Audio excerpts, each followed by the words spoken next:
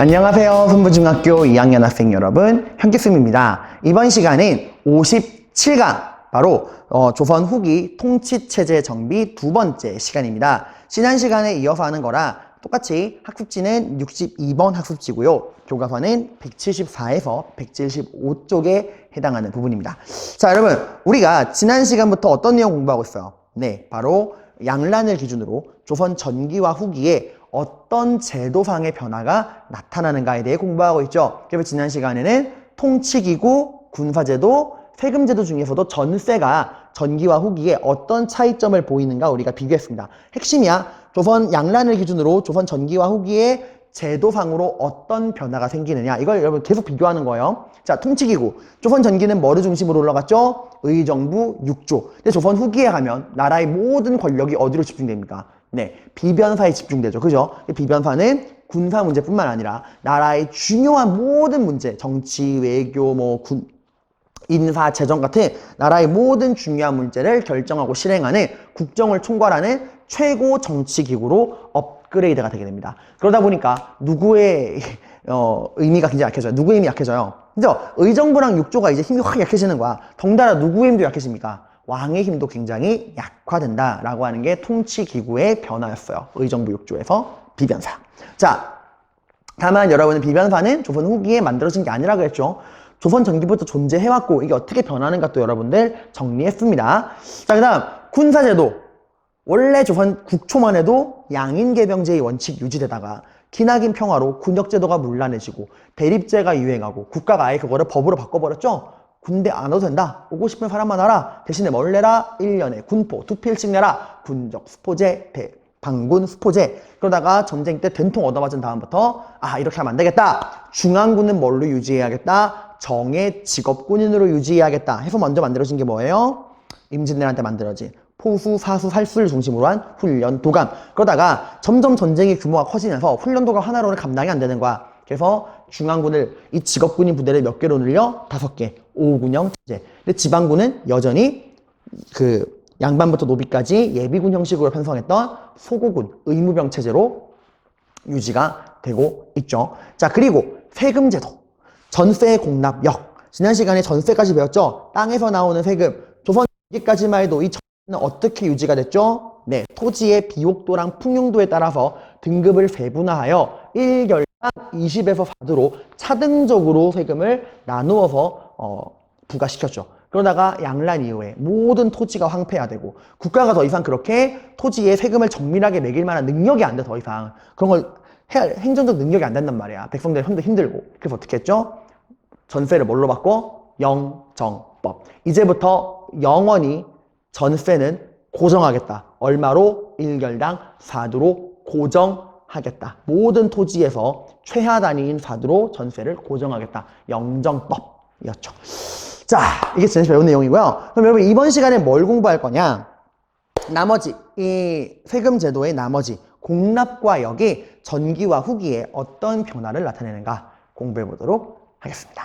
자, 여러분, 공납은 무엇을 납부하는 세금 제도냐면은 바로 특산물을 납부하는 거예요. 그러니까 전세가, 그 전에 공부했던 전세가 농사를 지은 다음에 농사 지은 다음에 나오는 쌀을 세금으로 내는 게 전세였다면 공납은 뭘 내는 거라고요? 그 지역의 특산물이야. 그러니까 쌀이 아니라 그 지역의 고유한 특산물을 세금으로 내는 게 공납입니다. 예를 들어서 생선, 사과, 배, 감, 포도 등등 그 지역만의 특산물 있죠? 그거를 납부하는 게 바로 공납이에요. 자, 그런데 이 공납은 여러분들 세금을 납부하는 기준이 뭐냐? 전세랑 비교해봐, 얘들아. 전세는 쌀을 내는 거였고 세금을 부과하는 기준이 뭐예요?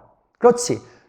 농사 지은 다음에 내는 쌀을 세금으로 걷는 게 전세니까 그 토지, 그 사람이 가지고 있는 토지 단위로 세금이 떨어지는 거 있잖아. 1결당 20대 4두건, 1결에 4두건, 1결이라고 하는 토지를 기준으로 세금이 부과됐죠. 그죠? 그러니까 당연히 땅이 많은 사람은 세금을 많이 내고 적은 사람은 조금 내고 없는 사람은 안 내는 거란 말이야. 근데 이 공납은 특산물을 납부하게 시키는데 그 특산물을 이제 부과하는 기준이 바로 뭐냐? 이게 뭐라고 나와요? 호단위.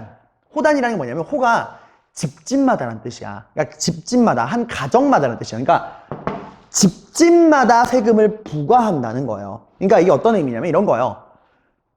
얼마 전에 세상을 떠나셨던 대한민국 최고 재벌이었던 이건희 회장님. 이건희 회장님도 하나의 가정이죠. 그죠? 이건희네 집이잖아. 이건희 가정이잖아. 그 쌤 같은 일반 서민도 이현규네 집, 이현규 가정이잖아요. 그죠?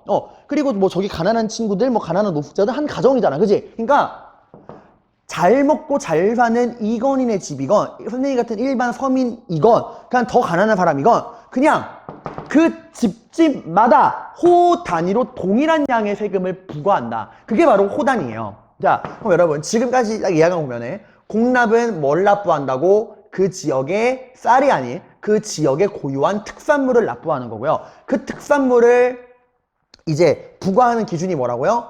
호단위. 집집마다 동일한 양의 세금을 부과한다고. 동일한 양의 특산물을 부과한다고. 이건희네 집도 사과 한 상자, 이현규네 집도 사과 한 상자, 집집마다 호단위로 동일한 양의 특산물을 세금으로 부과한다고. 자, 여기까지 들었을 때 어떤 문제점이 예상되십니까? 일단 첫 번째 문제점, 특산물을 납부하라는 거예요. 이게 쉬울까요, 여러분들? 그래, 얘들아, 어려워. 그 시대 사람들, 그 가난한 농민들 하루 종일 농사 지어 먹고서도 그 먹고 살기 힘든 뼈 빠지기 힘든데 농사 짓기도 바빠 죽겠는데 특산물을 내래. 갑자기 포도랑 사과를 내래. 배를 내래. 감을 내래. 어떻게 할 거야? 생선을 내래요. 그래서 더 큰 문제는 여러분들, 특산물을 내라는 것도 굉장히 힘든데 국가가 이 특산물을 잘못 부여하는 경우도 있어. 이런 거예요. 산골 마을 농민에게 이번에 내야 되는 특산물은 생선이다, 전복이다. 낼 수 있어요? 산골 마을에서 농사 짓는 사람이 어떻게 생선이랑 전복 같은 조개를 내요? 반대로 이제 바닷가에 사는 사람에게 이번에 너가 내야 될 특산물은 사과야, 배야, 감이야. 이런 걸로 내버리면 구할 방법이 없잖아.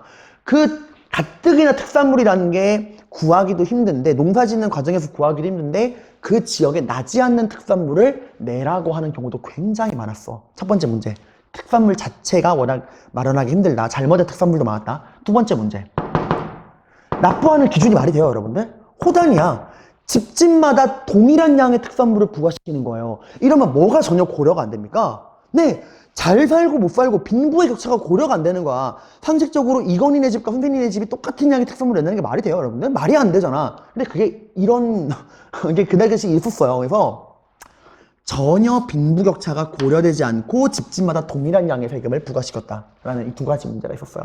자, 이러다 보니까 여러분들, 생각해봐. 여러분이 그 시대 농민이에요. 여러분 예를 들어서 산골 마을에서 농사 짓고 있는 농민이야. 근데 어느 날 갑자기 국가에서 이번에 내야 되는 공납 특산물은 생선이래. 생선을 한 상자씩 내래요. 생선 어떻게 바꿔 거야? 뭐 잘 사는 사람들이야 뭐 문제 없지만 우리 같은 가난한 사람들은 생선을 내기 너무 힘들지. 이거 어떻게 할까 이러고 있는데 여러분에게 누가 접근하냐? 상인들이 접근합니다. 말하는 거예요. 고객님, 이번에 특산물로 생선을 내셔야 돼서 얼마나 근심이 크십니까? 농사 짓기도 바쁘신데 어떻게 생선을 내시려고 그럽니까? 그냥 저희를 믿고 맡겨주세요. 저희에게 돈을 주시면, 그 생선 가격을 저희한테 주시면 저희가 그 돈을 가지고 대신 바쁜 여러분을 대신해서 대신 우리가 생선을 구해서 공납으로 납부해 드리도록 하겠습니다. 저희를 믿고 맡겨주세요 라고 이야기하는 거예요. 어떻게 할래요? 그래서 당연히 여러분들, 농사 짓기 바쁜 이 농민들이 특산물 구하기 힘드니까 이 상인들에게 그만한 대가를 지불하고 상인들을 통해서 대신 공납을 납부하기 시작을 합니다. 여기까지는 서로 윈윈이죠. 그죠? 상인들은 돈을 벌어서 좋고 농민들은 바쁜 와중에 돈만 내고 편하게 이 공납 특산물을 납부하니까 좋고. 그런데 시간이 지나면서 이 공납을 대신 납부해주던 상인들이 슬슬 중간에서 장난을 치기 시작합니다. 처음에는 예를 들어서 생선 그 한 상자에 10,000원씩 받다가 어느 순간부터 20,000원, 30,000원, 40,000원, 50,000원, 나중에 아예 10,000원까지 원가의 10배를 부르는 거야. 프리미엄이래. 우리 구하기 힘드니까 그 정도 줘야 된대. 그럼 어떻게 할래요? 에이 더러워 씨, 뭔 10배야. 야 됐어, 이용 안 해. 그냥 힘들더라도 내가 어떻게든 생선 구해가지고 내가 알아서 낼 거야 하고 서비스 이용 안 하겠죠. 10배면 너무 심한 폭리니까. 그럼 어떤 일이 벌어지냐? 여러분이 농사 짓는 바쁜 와중에도 어떻게든 힘들어가지고 생선을 구했어. 그래서 그해 내야 되는 그 공납 생선 한 상자를 정성스럽게 포장해서 이제 관하러 갑니다. 가서 이제 수경님에게 바치는 거예요. 사또나으리, 올해 저희 집에 할당된 공납 생선 한 상자입니다. 딱 바쳐. 사또가 딱 보고 뭐라 그럴까? 비린내. 이거 썩은 거 아니야, 생선? 야, 이거 봐. 이거 썩었잖아. 동태 눈깔 봐. 야, 너 이런 썩어 빠진 싸구려 생선을 임금님에게 올릴 수 있어? 어디 대역죄인 취급받으려고. 꺼져! 맞고. 품질이 떨어진다고 안 받아주는 거야. 그럼 뭐야, 빠꾸당했어. 또 힘들게 갖고 와. 안 받아줘. 아무리 좋은 생선을 가지고 준비해도 빠꾸인 거야. 왜 그럴까요? 여러분이 서비스를 준다는 그 상인들이 이미 매물 다 받쳐놓은 상태야. 사또나으리, 이번에 이현균의 집이 저희한테서 그 공납을 이용 안 한다고 합니다. 근데 사또나으리 아시죠? 갖고 오면은 안 받아주시는 거 하고 뇌물을 찔러넣는 거야. 그러니까 이제 농민들은 직접 공납을 납부하고 싶어도 납부할 수가 없는 거야. 왜? 상인들이 이미 뇌물을 딱 받쳐서 다 막아놓은 거예요. 공납을 직접 납부하는 걸 막아버리는 거야. 그럼 어떻게 해야 돼? 이 상인들을 통해서 납부하는 게 아니면 받아주질 않는 거예요. 이걸 우리가 뭐라 그러냐? 이 공납 시스템 하에서 가장 악질적이라고 하는 박납의 폐단입니다. 뭐의 폐단이라고요? 박납의 폐단. 자, 지금 제가 이야기한 걸 한번 그림으로 정리해보면 이런 겁니다. 여러분 원래 자, 국가가 집집마다 이 호 단위로 뭐를 납부하게 시켜? 특산물을 납부하게 시키죠. 그죠? 모든 집집마다 빈부의 격차를 고려하지 않고 각 가정, 호마다, 집집마다 동일한 양의 특산물을 납부하게 시켜. 농민들이 직접 납부하는 게 힘들잖아. 그래서 누구를 이용했다고? 처음에 상인들을 이용했다고, 상인들을. 그래서 상인들이 어떻게 해요? 농민들에게 돈을 받고서 공납을 대신 납부해주는, 이거 뭐라 그래? 대신 공납을 납부한다 그래서 우리가 대납이라 그래. 대신 공납을 내어드립니다 했는데 얘네가 점점 어떻게? 가격을 펌핑하고 10배, 20배까지 요구를 하니까 농민들이 내가 직접 낼래. 근데 그것도 어떻게? 그것도 상인들이 뇌물을 통해서 막아버리는 거예요. 그래서 아예 공납을 농민들이 납부하는 걸 방해해버리는, 이게 바로 뭐라? 이게 바로 박납이야. 그러니까 대납으로 시작했던 게 박납으로 되는 거야. 이제 농민들은 무조건 상인들을 통해서 10배, 20배의 가격을 치르고서 공납을 납부해야 되는 거예요. 자, 여러분 이게 바로 박납의 폐단인데, 이게 여러분 얼마나 끔찍했냐면은 한 집이 예를 들어서 와 씨 공납 못 내겠다. 근데 세금을 안 내면 잡혀가잖아. 그럼 어떻게? 야반도주 하는 거야, 그 마을에서. 이런 거예요. A 마을에서 여기 살고 있던 농민들 중에서 한 가정이, 한 호가 나 공납 못 내겠다, 도망친 거야. 그럼 어떤 일이 벌어진지 알아? 남아있는 가정들이 이 도망친 집도까지 같이 내야 돼. 그래서 정말 끔찍한 게요, 이 도망친 집을 잡으러 누가 떠다니는지 알아? 나머지 집 사람들이 떠다니는 거야. 잡히면 나머지 이웃 주민들에게 맞아 죽었다 그래요. 야, 너 왜 도망가 새끼야. 네가 도망가면 우리는 어떡하라고. 이렇게 서로가 정말 감시하는 정말 그 지옥 같은 삶이 시작이 됩니다. 그래서 영화 광해에서도 그 사월이 궁녀가 이렇게 해서 들어온 거잖아. 산골마을 농민인데 전복을 내라 그래서 아버지가 상인들 통해서 비싼 돈 주고 전복을 납부하다가 그 상인들에게 진 빚을 갚을 수가 없어가지고 온 집안 식구들이 노비로 팔려가는 그런 게 영화에 나왔었잖아요, 여러분들. 자, 이게 박납의 폐단, 공납의 문제점입니다. 이런 공납의 그 문제점, 박납의 폐단, 이걸 해결하기 위해 나왔던 새로운 제도가 바로 오늘 배우는 것 중에 단일 제도로서는 가장 중요한 대동법이에요. 대동법. 뜻이 뭐냐면 클 대 동, 같을 동. 크게 갖게 한다라는 겁니다. 그러니까 이런 부담을 줄여주겠다는 거예요. 어떻게 하느냐? 봐봐 얘들아. 공납의 문제점이 뭐야? 일단 뭘 납부하는 게 문제죠? 그렇지. 농사짓기도 바쁜 농민들에게 특산물을 내라는 게 문제야. 특산물 구하는 게 얼마나 힘든데. 거기다가 그 지역에서 안 나는 특산물을 내라고 하면 어떡해. 산골마을 사람한테 전복 내라고, 생선 내라고 이러는데, 이제 이 농민들에게 특산물을 내는 거, 이거 자체가 문제다. 이제부터 특산물 내게 하지 않겠다. 뭐 그럼 대신에 특산물이 아니라 뭘로 걷자? 모든 농민들이 부담 없이 납부할 수 있는 공통된 게 있죠. 그치? 다 농사지으니까 뭘 낼 수 있어? 쌀을 낼 수 있잖아. 그러니까 이제부터 농민들이 구하기 힘든 특산물이 아니라 쌀로 세금을 내게 하겠다. 그리고 쌀이 내기 힘들다면 돈으로 내라. 쌀이나 돈으로 내라. 그러니까 특산물이 아니라 이제부터는 세금을 뭘로 내라? 쌀이나 돈으로 내라. 그리고 또 문제점이 뭐였죠?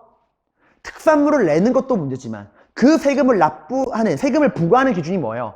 빈부의 격차는 전혀 고려되지 않고서 각 집집마다 호 단위로 각 집집마다 동일한 양의 세금을 납부시켰잖아. 이거 말이 안 되는 거잖아요. 이건희네 집이나 쌤네 집이나 똑같은 양의 세금을 내게 하는 게. 어떻게? 빈부의 격차를 고려해서 잘 사는 사람에게는 많이 걷고 못 사는 사람에게는 조금 걷고 이렇게 해야 될 거 아니야. 그거 어떻게 하느냐? 세금을 부과하는 기준. 빈부의 격차를 뭐로 할 수 있죠? 당신 농업국가니까 가지고 있는 땅의 넓이를 알 수 있잖아. 농사지는 땅이 많냐 적냐. 그래서 기준을 뭐로 바꾸냐? 집집마다 호 단위가 아니라 토지 단위로 바꿔버립니다. 땅토자, 토지 단위예요.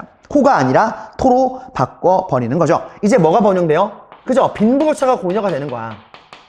이때 세금을 얼마 내겠냐면은 1결당 12도를 내겠어요. 1결당 12도. 그러니까 각 집집마다 뭐 똑같이 사과 한 상자 이게 아니라 가지고 있는 땅의 양에 따라서 세금량이 바뀌는 거야. 1결당 12도. 자, 이렇게 되면 땅 많은 사람은 많이 내고 적은 사람은 조금 내고 땅이 없는 사람은 안 내도 되는 거예요. 그죠? 자, 그럼 여러분들 이때 또 이 어떤 변화가 또 생기냐? 봐봐.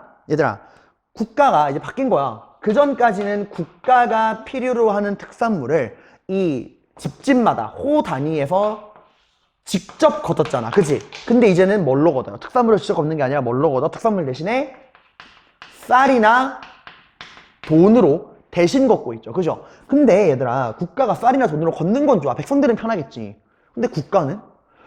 임금님 밥상 위에 쌀만 올라가요? 전하, 오늘 저녁은 쌀밥에, 쌀국에, 쌀튀김에, 쌀 뭐 전에 이런 겁니다. 쌀구이입니다. 이럴 수 없잖아. 임금님 밥상에는 고기도 올라와야 되고 사과, 밤, 배 다양한 특산물이 국가에 필요하단 말이야. 근데 지금 국가가 쌀밖에 안 걷어. 근데 국가는 특산물이 필요해. 어떻게 해야 될까요? 그죠? 시장을 봐야, 장을 봐야 될 거 아니야. 근데 임금님이 직접 시장 가서 사과 한 상자 가지고 오너라, 고기 1kg 가져오너라 이럴 수는 없잖아, 얘들아. 그죠? 그러니까 어떻게 국가가 필요로 하는 특산물을 대신 받아주는 상인들이 필요하겠죠. 그죠? 이런 거야. 국가가 이제 이 농민들에게 필요로 하는, 국가가 필요로 하는 특산물을 직접 걷는 게 아니야. 대신 뭘 걷어? 쌀이나 돈으로 걷어. 그럼 이제 국가가 필요로 하는 특산물을 직접 걷는 게 아니니까 어떻게 해야 돼? 국가가 농민들에게 거둔 쌀과 돈으로 직접 필요로 하는 물건을 구해야 돼요. 국가가 필요로 하는 특산물을. 근데 국가가 직접 어떻게 장을 볼 수는 없으니까 본인들을 대신해서 국가가 필요로 하는 특산물을 구해주는 상인들이 필요하는 거야. 그래서 나오는 상인들이 바로 뭐냐? 공인입니다. 국가가 농민들에게 거둔 쌀과 돈을 이 공인들에게 주고 시키는 거야. 이번에 우리가 뭐 사과 한 1000상자, 뭐 생선 한 5,000마리, 뭐 고기 1kg, 뭐 고기 100kg 이런 식으로 특산물이 필요하다라고 이렇게 농민들에게 거둔 쌀과 돈과 함께 구매 리스트, 필요한 그 특산물 리스트를 쫙 적어서 주는 거야. 그럼 공인들이 이제 국가가 필요로 하는 특산물을 대신 사다 주는 거예요. 이렇게 국가가 필요로 하는 특산물을 대신 사다 주는 애들, 걔들을 우리가 뭐라 그래? 공인이야. 국가에게 공식 인정을 받은 상인이다. 그래서 공인이에요. 국가가 필요한 물건을 사주는 공식 인정받은 상인, 공인입니다. 자, 그럼 이제 공인들이 봐봐. 얘들아, 국가가 필요로 하는 특산물의 양이 많을까 적을까? 엄청 많겠죠. 임금님 쫌팽이처럼 사과 10개만, 생선 2마리만 이러진 않을 거 아니야. 한 번 사면 어마어마하단 말이야. 뭐 사과 1000상자, 뭐 생선 5000마리 이런 식으로 어마어마한 양을 산단 말이야. 이제 공인들은 국가가 필요로 하는 그 어마어마한 양의 특산물을 구하기 위해서 전국 각지로 흩어지는 겁니다. 그리고 이제 대규모로 물건을 막 사들이기 시작하는 거예요. 그죠? 이러다 보니까 어떻게 돼? 이 공인들을 통해서 대규모로 돈이 유통되고 그 공인들을 통해서 대규모의 물건이 이제 사고 팔리는, 물건이 이제 막 왔다 갔다 유통될 거 아니야. 이거 우리가 뭐라 그러냐? 바로 상품화폐 경제라 그래요. 물건이 돈을 통해서 유통되는 경제, 그게 상품화폐 경제야. 그러니까 이 공인들이 이제 국가에게서 받은 돈을 가지고 국가가 필요로 하는 특산물을 구하기 위해서 전국 각지로 막 흩어지다 보니까 대규모의 물건 거래가 막 이루어지는 거야. 그런 과정에서 상품화폐 경제가 엄청나게 발달하게 됩니다. 그리고 동시에 뭐의 사용도 늘어요? 화폐의 사용이 증가하게 되는 거예요. 상인들 입장에서 얘들아, 전국 각지에서 물건을 거래할 때 쌀을 가지고 하면 얼마나 무겁니? 그래서 점점점 뭐를 쓰기 시작하는 거야? 돈을 쓰기 시작하는 겁니다. 그리고 여러분들, 물건의 거래는 어디서 일어나죠? 시장에서 일어나죠. 근데 원래 조선은 시장이 발달한 편이 아니야. 근데 공인들이 막 오니까 얘들아 이런 거야. 예를 들어서 안산에 딱 소문 퍼지는 거야. 야, 이번에 몇 월 며칠 날 안산에 공인이 온대. 이번에 사과 한 1000상자 사갈 거래. 집에 사과 있는 사람들은 다 대답할래. 상인들이 다 구매할 거래. 이런 사람들이 이제 막 재판 깔고 시장에 오는 거야. 공인들 오는 거 맞춰가지고 공인들에게 팔려고 자기들이 개인적으로 가지고 있던 그런 특산물이나 이런 것들을 시장에 내다 팔기 시작하는 거예요. 그래서 뭐가 발전하는 거야?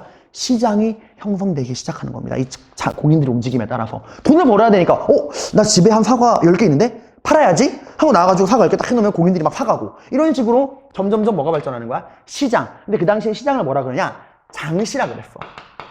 장시가 발달하게 되는 거예요. 그러니까 물건이 막 왔다 갔다 하면서 물건을 사고 파는, 봐봐, 물건의 유통이 늘어나면서 당연히 그 물건을 사고 파는 공간이 되는 시장도 같이 발전하게 되는 거예요. 그리고 또 하나 봐봐. 아까 선생님이 여러분이 이해하기 쉽게 특산물 얘기했을 때 뭐 사과, 배, 포도 이런 먹는 것만 이야기했지만 특산물은 그런 것만 있는 게 아니에요. 모자, 한복, 갓 등등 뭐 밥그릇, 젓가락 이런 생필품도 특산물이거든요, 얘들아. 근데 그런 것도 엄청 많이 필요하죠. 예를 들어서 뭐 임금님이 나에서 야 이번에 우리 제사 지낼 거야. 뭐 밥그릇 200개, 젓가락, 숟가락 200개 뭐 이런 식으로 국가가 필요로 하는 그런 제품들도 있을 거 아니야. 뭐 이번에 관리도로 새로 맞출 거야. 국료도로 새로 맞출 거야. 한복 500벌 이런 식으로 국가가 필요한 물건이 있을 거 아니야. 그런 물건들을 공인이 구하려면 누구에게 주문해야 돼요? 수공업자들한테 주문하는 거야. 이번에 국가가 필요로 한다는데 밥그릇 500개 살 거예요. 하면 수공업자들 돈 벌어야 돼. 돈 벌고 싶으니까 막 만들겠죠. 그죠? 이렇게 국가가 필요로 하는 그런 완제품들, 그런 상품, 상품에 대한 수요가 증가하니까, 수요라고 하는 건 필요해요. 필요가 증가하니까 그런 물건을 만들기 위해서 뭐가 발전해요? 수공업이 발전하는 거야. 수공업자들도 이제 막 만드는 거예요. 밥그릇 500개 팔아야지 이러고 만드는 거야. 그래서 봐봐. 밥그릇, 젓가락, 뭐 옷 이런 거를 만들 때 뭐가 필요하죠? 그런 물건의 원료, 재료도 필요하잖아. 밥그릇 만들려면 최소한 뭐 쇠나 철이 필요할 거 아니에요. 그럼 쇠나 철 어디서 나와? 광산에서 나오잖아. 그러니까 이런 물건을 만드는 과정에서 뭐도 발전해? 그 물건의 재료를 좀 구하기 위해서 광산도 개발되기 시작하는 거예요. 이해가요, 여러분들? 이거 봐봐. 지금 이 조선이 대동법을 시행하면서 굉장히 많은 변화가 생겼죠. 일단 특산물이 아니라, 농민들에게 특산물이 아니라 구하기 쉬운 쌀과 돈으로 세금을 걷고, 또 세금을 거둘 때 이제 집집마다 동일한 양의 세금을 부과해서 빈부격차를 고려 안 하는 게 아니라 토지를 단위로 토지 단위로 1결당 12도씩의 그런 쌀을 걷다 보니까 빈부격차가 고려되죠. 그죠? 그러니까 땅이 많은 사람들만 세금 많이 내면 되고 없는 사람은 안 내면 돼. 그러니까 백성들의 삶도 안정이 돼. 이것도 어떤 문제가 어떤 문제네. 어떤 효과가 생겨요? 국가가 농민들에게 걷는 쌀과 돈을 가지고 필요로 하는 특산물을 구매해야 돼. 그래서 공인이라고 하는 상인들이 생기죠. 국가가 필요로 하는 물건을 사다 주는 상인들. 그러면서 이 공인을 통해서 대규모로 이런 물건 유통이 활발해지면서 상품 화폐 경제가 발달하고 물건의 유통이 늘어나니까 그 물건을 사고 파는 공간이 되는 시장도 발전하게 되고 화폐 사용도 증가하게 되고 또 그런 물건이 막 필요로 하는 양이 늘어나면서 그 물건을 만들어주는 수공업도 발전하게 되고 수공업의 재료가 되는 광산도 발전하게 되는 거야. 엄청난 변화가 생기는 거예요. 자, 근데 여러분 봐봐. 우리 지금 두 가지 변화 봤죠? 전세는 영정법, 공납은 대동법. 자, 이 중에서 백성이나 양반들 입장에서 어떤 제도가 도움이 될까? 일단 얘들아, 백성들 입장에서 뭐가 더 도움이 될까? 양반 입장에서 뭐가 좋을까? 한번 생각해봐요. 자, 여러분, 이거 뭐지 싶은데 봐봐. 이렇게 생각해보자. 여러분, 이거 안 그래도 돼. 여러분, 흥부와 놀부 이야기 하시죠? 여기 우리 흥부가 있습니다. 우리 가난하고 불쌍한 흥부가 있어요. 가난해요. 가난해. 흥부, 집 어때요? 찌그러져가는 초가집이잖아. 이만 맨날 비 새고 막 물 새고 막 바퀴벌레 나고 박 선생님과 동거하는 가난한 초가집을 살고 있어. 이런 흥부, 땅 있어 없어? 없죠. 땅 없어요. 근데 우리 흥부네 형 누구 있죠? 훔척훔척 우리 놀부가 있죠. 놀부 사는데 어때요? 고래등만한 기와집이죠. 번쩍번쩍번쩍해요. 그죠? 땅도 어때? 어마어마해. 예를 들어서 땅이 한 3,000결이라고 보죠. 3,000결. 어마어마한 땅을 갖추고 있죠. 자, 그럼 우리 가난한 흥부가 먹고 살기 위해서 어떻게 합니까? 흥부네 집에 찾아가서 형님 저를 서장농으로 써주신다면 진짜 열과 성을 다해서 형님 땅을 농사 짓겠습니다. 이러면 이제 놀부가 막 이 새끼야 이러면서 막 구박하면서 놀부는 흥부를 소장농으로 부려먹으면서 잘 먹고 잘 살겠죠. 자, 그런데 흥부와 놀부 입장에서 영정법과 대동법을 생각해 봅시다. 자, 영정법 어때요? 흥부 입장은 어떻죠? 영정법은 애초에 땅의 세금을 부과하던 전세가 더 이상 비옥도랑 풍흉을 고려하지 않고서 최하 단위인 4도로 고정된 게 영정법이죠. 그죠? 그러니까 봐봐. 흥부 입장에서는 애초에 흥부는 전세를 내야 안 내요. 안 내자 땅이 없는 사람이니까. 그치? 그러니까 영정법으로 세금의 양이 줄어들어도 흥부같이 땅이 없는 농민들에겐 그닥 와닿지 않는 거야. 뭐 딱히 삶이 와닿는 게 없지. 근데 어때? 놀부는 옹매. 놀부는 원래부터 가장 좋은 땅을 가지고 있었어. 그 전까지는 가장 좋은 땅이니까 1결당 20도니까 얼마예요? 이 정도로의 6만 도를 내야 됐는데 이제 어떻게 된 거야? 4도로 고정이래. 5분의 1로 준 거잖아. 이제 얼마만 내면 돼? 12,000도만 내면 되는 거예요. 띵호와 땡큐 임금님 만세 주상전하 만세가 되는 거야. 놀부 입장에서는 땡큐죠. 그러니까 영정법은 땅이 많으면 많을수록 더 큰 이득을 보는 세금이 되는 거야. 그러니까 애초에 지주나 자영농, 땅이 있는 사람들에게 더 큰 혜택을 주는 거지 땅이 없는 가난한 농민들에게는 크게 혜택이 와닿지는 않아. 근데 대동법은 어때? 그저까지 봐봐. 그 전에 공납은 어때요? 집집마다 호 단위로 집집마다 동일한 양의 특산물을 납부하는 게 공납이었지. 그지? 그럼 봐봐. 이 공납대로면 흥분의 집이나 놀분의 집이나 똑같은 하나의 집, 하나의 가구, 하나의 호잖아. 내는 양이 어때요? 동일해요. 흥분의 집도 사과 한 상자, 놀분의 집도 사과 한 상자. 동일한 양의 공납을 납부했단 말이야. 근데 이제 대동법이 바뀌었네? 더 이상 특산물이 아니라 뭘 내래? 쌀이나 돈을 내래. 거기다가 내는 기준이 뭐야? 집 단위가 아니라, 호 단위가 아니라 토지 단위로 바뀌었네? 흥부, 세금 낼 필요 있었어? 없어! 이제 안 내도 돼. 난 땅이 없으니까 공납 안 내도 돼. 근데 놀부는? 어머나 세상에. 이게 웬일이야? 1결당 12도라네? 그전까지는 놀부랑 똑같은 양, 흥부나 놀부랑 똑같이 사과 한 상자만 내면 되는데, 이제 다 가진 토지 단위로 1결당 12도니까 얼마예요? 순식간에 36,000도의 세금이 똥 떨어진 거예요. 놀부 입장에서. 어때? 열빡치는 일이죠. 여러분이 놀부라면 대동법이 좋을까 싫을까? 싫겠죠? 그러니까 여러분, 가난한 백성들에게 실질적으로 가장 큰 도움이 된 건 대동법이야. 반대로 말하면 토지가 많은 양반 지주들에게 가장 큰 피해가 오는 게 뭐예요? 대동법이야. 그래서 영정법은 한 방에 통과돼요. 딱 나오자마자 네, 좋은 결정입니다 하고 온 나라 신하들이 한 번에 찬성해서 한 방에 통과되거든? 대동법이 얘기가 나오자마자 난리가 나. 전국의 놀부들이 머리 뜯으려고 다 반대하는 거야. 이게 말이 되느냐? 왜 이런 세금 폭탄을 우리가 떠안아야 되느냐? 절대 받아들일 수 없다. 그래서 대동법은 광해군이 시작을 하는데 광해군은 경기도만 시행하고요. 이 대동법이 조선 전국으로 퍼지는 데는 100년이 걸려. 경기도에서 시작했다. 여러분 그 뒷장에 지도 나오거든요. 대동법의 그 확산 지도 이거 화면에 띄워드릴게요. 제일 먼저 시행된 게 어디야? 경기도. 그 다음이 어디예요? 강원도예요. 왜 강원도인지 알아? 강원도는 산골짜기. 누가 적어? 흥부들, 아니, 놀부들, 지주들이 적잖아. 그래서 강원도. 그 다음에 충청도, 경상도, 충청도, 전라도, 경상도. 이런 식으로 하다가 100년이나 걸리게 되는 거예요. 자, 아무튼, 이런 대동법이라고 하는 거. 다만, 조선에 굉장히 긍정적 효과를 가지고 왔다는 겁니다. 자, 이 다음으로 우리가 살펴볼 거는 마지막 세금 제도인 전세와 공납에 이어 마지막 세금인 역입니다. 역이라고 하는 건 여러분들, 노동력이에요, 노동력. 그러니까 노동력을 징발하는 게 역입니다. 그러니까 그전에는 뭔가 좀 물질적인 걸로 납부하는 세금이었다면 역은 정말 몸으로 납부하는 노동력으로, 몸으로 떼우는 세금이 역입니다. 그 국가가 남성의, 여성은 안 들어가요. 남성의 노동력을 징발해서 쓰는 게 역인데 그 노동력을 징발해서 어디로 쓰느냐? 크게 두 가지로 씁니다. 하나는 요역, 하나는 군역이에요.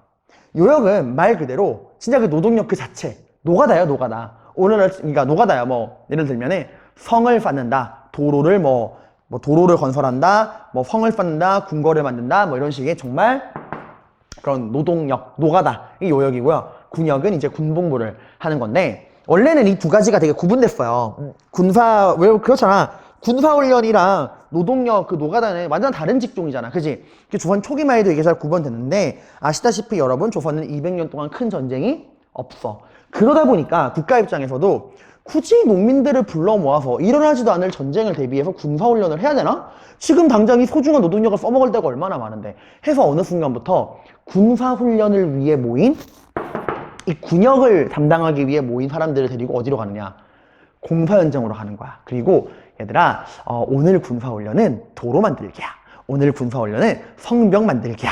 오늘 군사훈련은 궁궐 짓기야. 이런 식으로 군역을 담당하기 위해 모인 사람들에게 뭘 시키는 거예요? 노가다. 노가다를 시키기 시작하는 거야. 그러니까 슬슬 점점 뭐가 되는 거야? 군역이 뭐로 쓰이는 거예요? 요역으로 쓰이는 겁니다. 이걸 우리가 뭐라 그러냐면 군역의 요역화라 그래.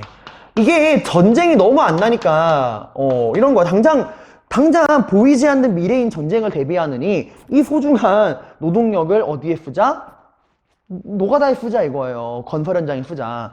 근데 여러분 이렇게 생각했어요. 근데 쌤, 개이득 아닌가요? 군사훈련 받으러 갔다가 그냥 도로 건설, 건물 짓기 이런 공사 현장에 투입되면 훨씬 좋은 거 아니에요? 아닙니다. 더 끔찍한 거예요. 왜냐면 오늘날 관점을 생각하면 안 돼. 오늘날 같은 경우야 막 온갖 막 건설 현장 가면은 막 포크레인, 드릴, 망치, 뭐 안전모 해가지고 온갖 기계 장비가 다 동원되죠. 그죠? 그러니까 훨씬 더 오늘날 차라리 공사 현장이 더 쉽단 말이야. 근데 아니야. 조선시대는 그런 게 없어. 그런 게 어딨어. 그냥 맨몸으로 다 하는 거예요.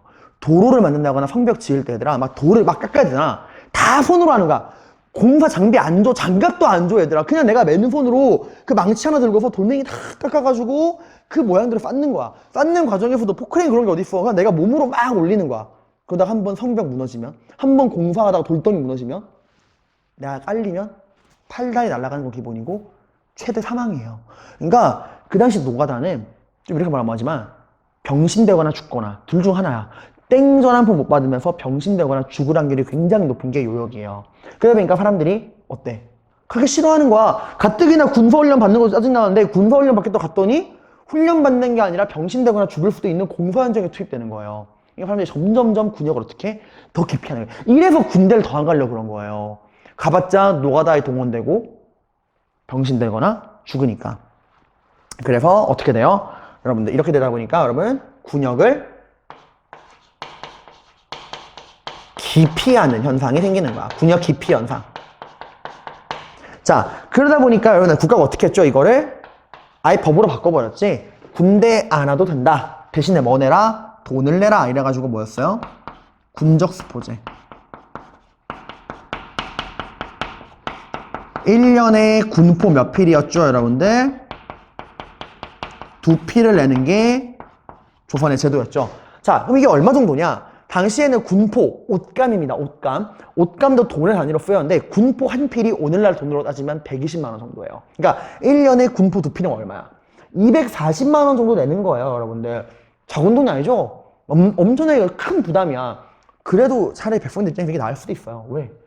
240만 원 내는 게 낫지. 가서 병신되거나 죽는 것보다는 240만 원 내는 게 낫지 않나요? 근데 이게 엄청나게 큰 부담은 맞잖아. 1년에 240만 원 군포 2필이. 그래서 이 역을 어떻게 바꾸냐? 바로 균역법이라고 하는 제도로 바꿉니다.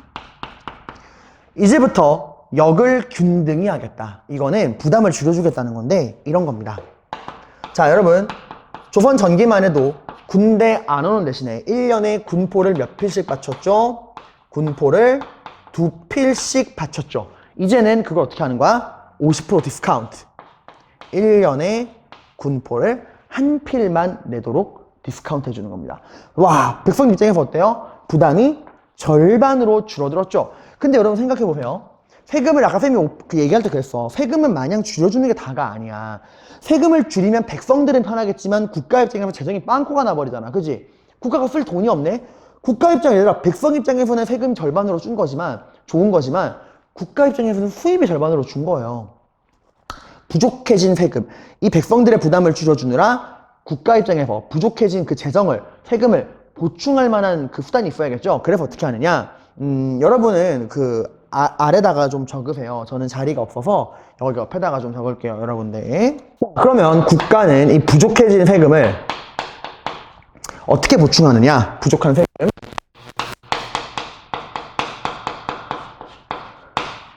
자, 첫 번째, 돈 많은 사람, 지주들 있죠, 지주들.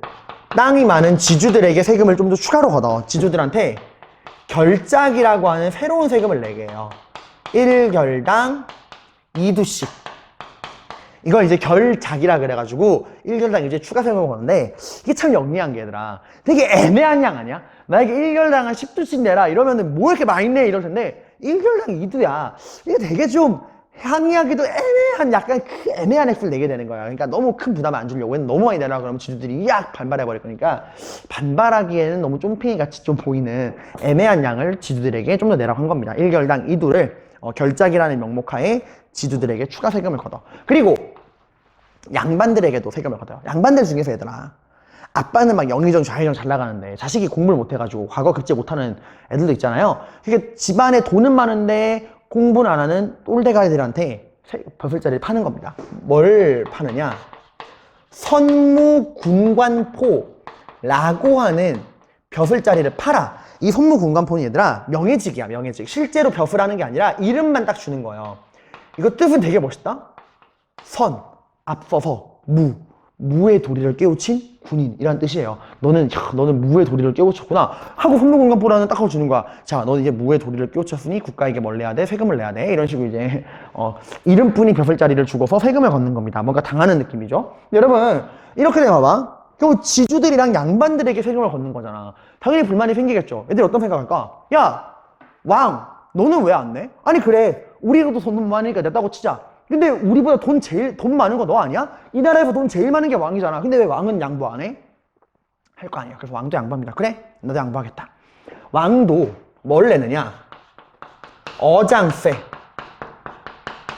선박세, 소금세라고 하는 세금이 있어. 이게 뭐냐면 어부들이 내는 세금이야. 어부들이 이제 어장세라는 건 이제 그 어부들이 막 고기를 잡을 때마다 내는 세금이고요. 선박세는 그 어부들이 배를 소유할 거 아니야. 그 소유한 배의 개수에 따라 내는 세금. 또 소금세는 이제 그 소금을 막 어부들이 소금을 딱 이제 채취할 때마다 내는 세금이야. 이건 특이했던 게 국가의 어부는 몇명 안 되잖아요. 그래서 이 어부들이 내는 어장, 선박, 소금세는 국가에 내는 게 아니라 왕에게 직접 냈어. 왕이 개인 재산이었던 거야. 근데 왕도 그래, 내가 개인적으로 어부들에게 걷고 있던 어장세, 선박세, 소금세 양보하겠다 해서 양반과 지주들과 왕들의 양보로 이 절반으로 주어준 이 부족한 세금을 보충합니다.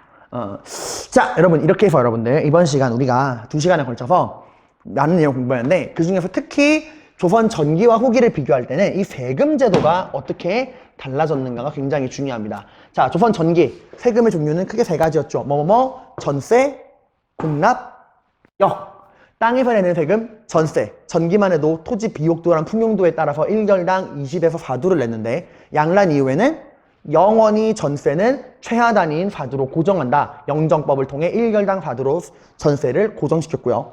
공납. 전기만 해도 특산물을 집집 단위로, 각 가정 단위, 호 단위로 특산물, 공납 뭐야? 호 단위로 동일한 양의 특산물을 납부시키는 게 공납이었죠. 그죠? 근데 여러 가지 문제, 특히 박납의 폐단, 상인들이 중간에서 이 대신 납부해주다가 박납으로 농민들에게 어마어마한 착취를 취했었죠. 이런 박납의 폐단 같은 문제가 생기니까 이걸 뭘로 바꿨어? 대동법으로. 이제부터 특산물이 아니라 뭘 내라? 쌀이나 돈을 내라. 그리고 세금을 납부하는 기준을 호 단위로 동일한 양의 세금을 부과하는 게 아니라 빈부격차를 고려하기 위해 토지 단위로, 가지고 있는 토지 단위로 1결당 12두씩의 세금을 내라. 그리고 이제 국가가 농민들에게 특산물이 아니라 쌀과 돈을 거둠으로써 이제 국가가 필요로 하는 특산물을 대신 구해주는 누굴 고용하게 돼요? 공인이라고 하는 상인들을 고용하게 되죠. 그래서 공인들이 이제 국가가 농민들에게 쌀과 돈을 걷고 이 국가가 거둔 쌀과 돈으로 국가가 필요로 하는 특산물을 사는 거를 공인에게 부탁을 하죠. 그래서 공인들이 이제 국가에게 받은 쌀과 돈을 가지고 국가가 필요로 하는 특산물을 전국 각지를 돌면서 하기 시작합니다. 상품화폐 경제가 발달하고요. 화폐 유통도 증가하고요. 물건의 유통이 활발해지면서 물건을 사고 파는 시장도 발달하게 되고요. 상품에 대한 수요가 증가하면서 그런 물건을 만드는 수공업과 그런 수공업의 재료가 되는 광산도 개발되게 됩니다.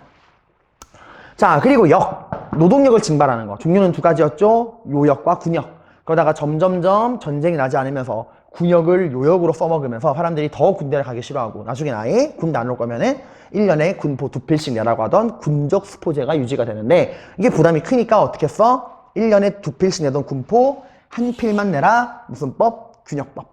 부족한 세금을 저렇게 채웠다. 방금 배웠죠. 그래서 여러분들 전세의 영정법, 공납의 대동법, 역의 균역법, 이 3가지 꼭 아셔야 되고 특히 대동법이 어떤 변화를 가지고 왔는가 이런 것들도 보셔야 됩니다.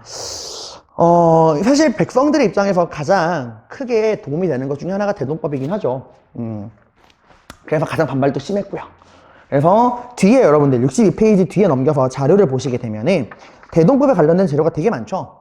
자료가 특히 그림으로 된 자료 이런 것들 여러분들 대동법 실시 전과 후에 어떤 식으로 세금 납부가 변하는가 이런 자료들까지 같이 살펴보셔야 합니다. 이번 시간 고생 많으셨고요. 다음 시간에는 이제 조선 붕당 정치에 대해 공부해 보도록 하겠습니다. 고생 많으셨습니다.